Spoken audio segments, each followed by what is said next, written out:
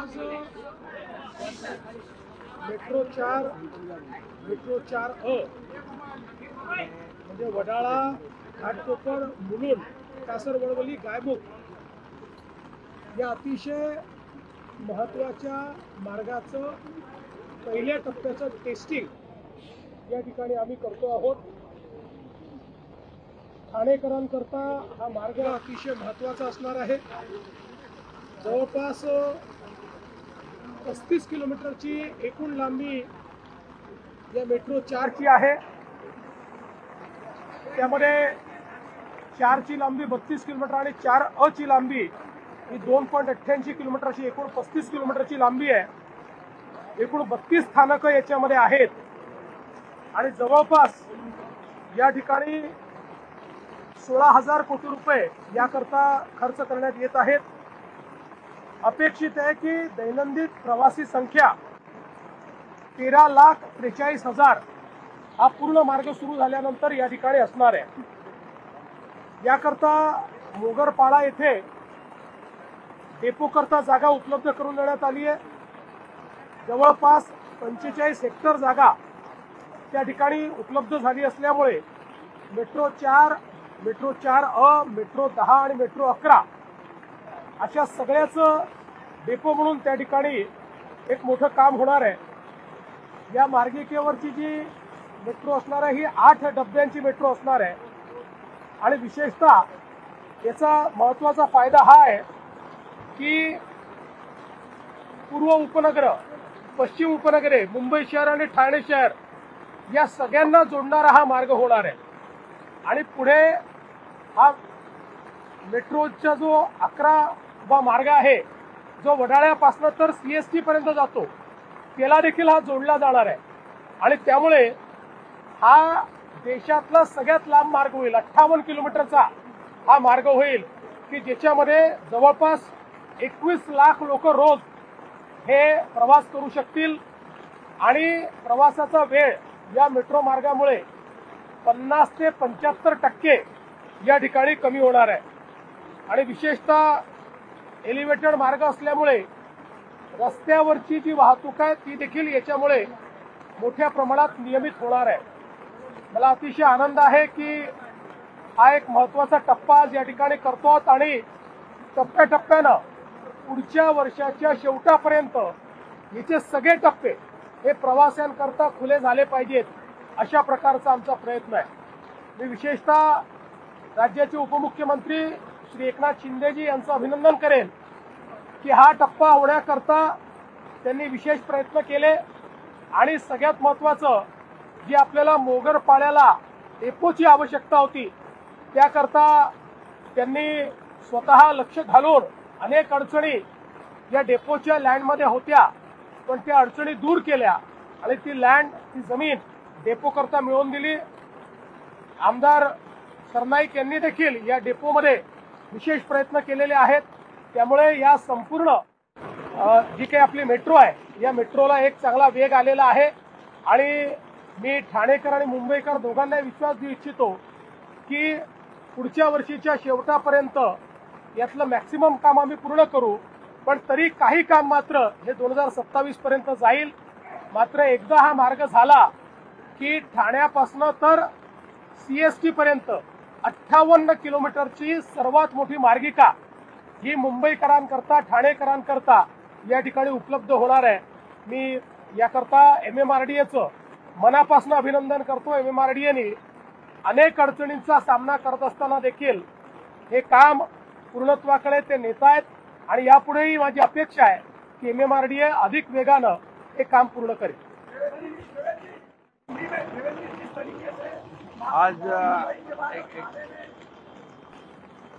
आजचा दिवस ठाणेकरांसाठी अतिशय आनंदाचा आणि ऐतिहासिक आहे कारण ही वडाळा ठाणे, वडाळा कासरवडवली ही मेट्रो याला अनंत अडचणीतून आज आपण इथपर्यंत पोहोचलेलो आहे।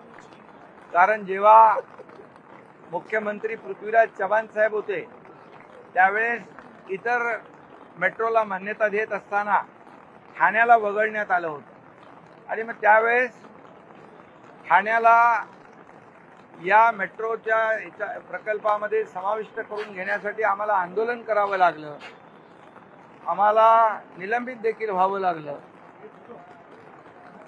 त्यानंतर मुख्यमंत्री देवेंद्रजी 2014ला मुख्यमंत्री झाले, त्यावेळेस खऱ्या अर्थाने या मेट्रोला चालना मिळाली. आणि मग मेट्रोचे प्रकल्प जे आहेत त्या काळामध्ये 2014 ते 19 मध्ये आपण अनेक मेट्रोचे प्रकल्प सुरूही केले.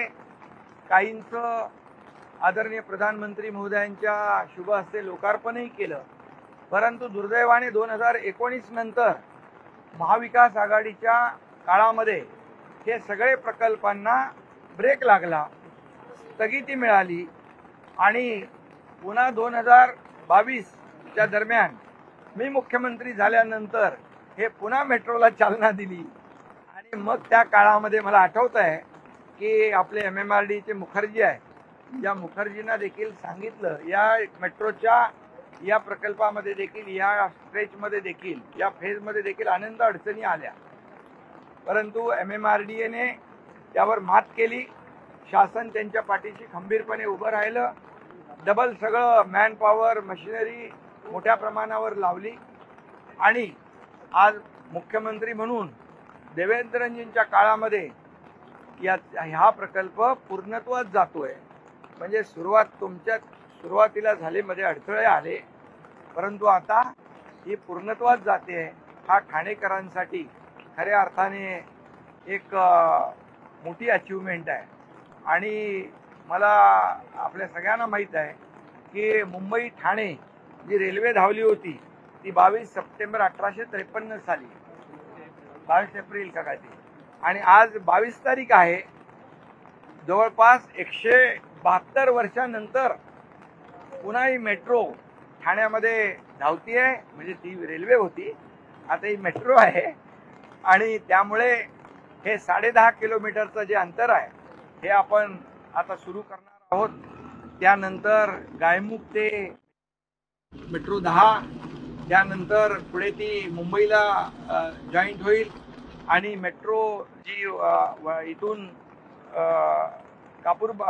कॅडबरी ते आपलं वडाळा ही मेट्रो 11 आणि या सगळ्या CST पर्यंत आपल्याला जाईल. म्हणजे पूर्णपणे हा लूप तयार होईल. आणि या लूपमुळे ही संपूर्ण एलिव्हेटेड आहे. जसं मुख्यमंत्री महोदय म्हणाले की एवढा मोठा लांबीचा प्रकल्प हा भारतातला पहिला प्रकल्प आहे एलिव्हेटेड.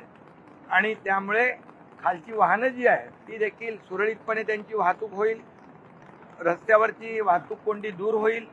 आणि त्याचबरोबर या ठिकाणी ठाण्यासाठी आपण इंटरनल मेट्रो जी आहे ती देखील मंजूर केलेली आहे. त्यामुळे ती देखील याला कनेक्ट होईल. कल्याण, डोंबिवली, भिवंडी याला कनेक्ट होईल.